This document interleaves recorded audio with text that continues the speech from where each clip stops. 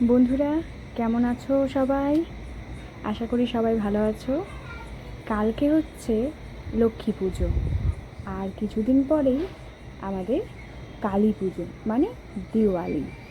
তো লক্ষ্মী পুজোর জন্য আর দিওয়ালির জন্য লাগিয়ে ফেললাম বারান্দাতে একটু টুনি লাইট, আর তার সাথে আর একটা সুন্দর কাজ করে ফেললাম। সেটা হচ্ছে আজকে বাড়িতে তুলসী গাছ লাগালাম। একটা টব এনেছিলাম আর তুলসী গাছ নিয়ে এসে আজকে তুলসী গাছটা লাগালাম। আজকে লক্ষ্মী পুজোর আগের দিন, একটু ভালো দিন।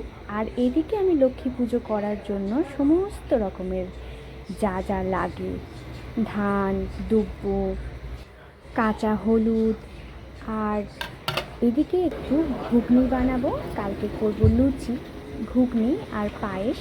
তার জন্য আজকে রাতে একটু মটর ভিজিয়ে রাখলাম।